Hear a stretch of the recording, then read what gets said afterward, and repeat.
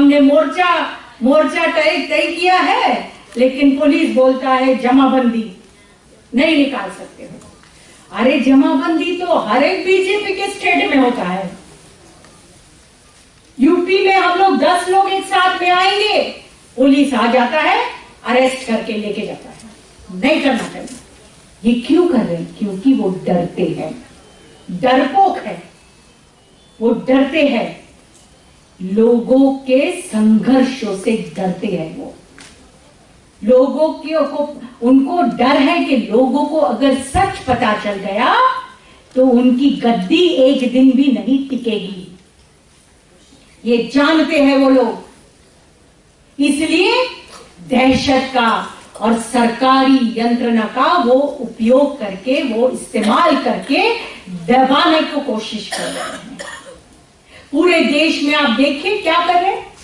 जो सच बोलता है, जो हिम्मत रखता है, उसके ऊपर एंटी नेशनल का कानून लगा रहे, यूएपीए लगा रहे। कितने सारे जर्नलिस्ट जेल में बैठे हैं अभी, कितने सारे ह्यूमन राइट एक्टिविस्ट जेल में बैठे हैं।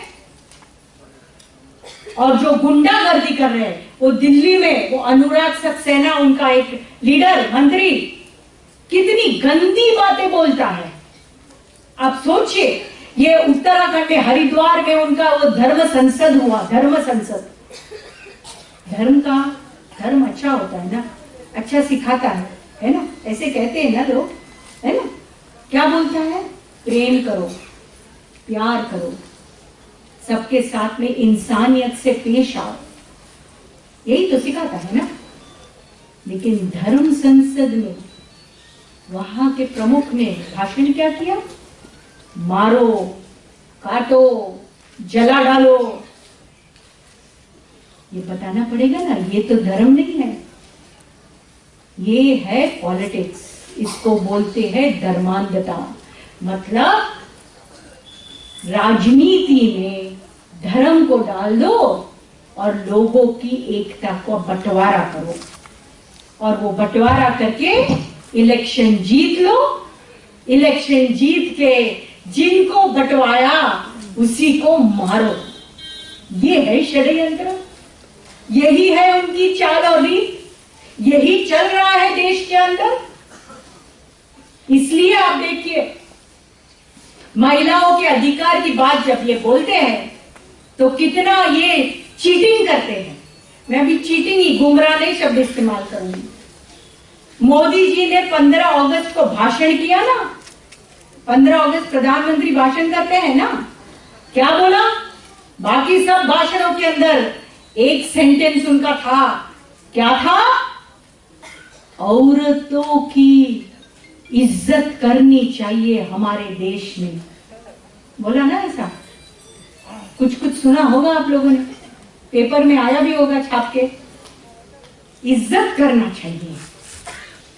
ओ मोदी जी, जब हाथरस में वो लड़की के ऊपर बलात्कार हुआ और पुलिस ने रात को चुपचाप उसको जला डाला, तब आपका मुंह क्यों नहीं खुला?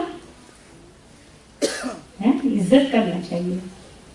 अंकिता का 22 साल की बच्ची का बलात्कार होके मर्डर हो गया उत्तराखंड में, आपके नेता का बेटा उसमें फंसा हुआ है, तब आपका क्यों नहीं मुंह खुला? इज्जत नहीं करनी चाहिए? कुमारघाट में 15 साल की बच्ची को आप ही के बीजेपी के राज्य के अंदर त्रिपुरा में गैंगरेप हुआ, मुंह नहीं खुलना चाहिए? इज्जत करने की बात कर रहे हो आप। हमेशा जब गरीबों पे, औरतों पे अत्याचार, अन्याय और लूट होता है, ये प्रधानमंत्री चुप रहते हैं। ऐसा है प्रधानमंत्री कभी भारत को मिला है? और सबसे, औरतों से सबसे ज्यादा बेवफाई का काम कोई सरकार ने नहीं किया होगा जो ये सरकार ने किया। औरतों की इज्जत करना चाहिए, भाषण कर रहे हो, और गुजरात में 15 अगस्त को ही पूरे देश की औरतों को आप संदेशा दे रहे हो कि बीजेपी आरएसएस बलात्कारियों को, मर्डर करने वालों के साथ में है।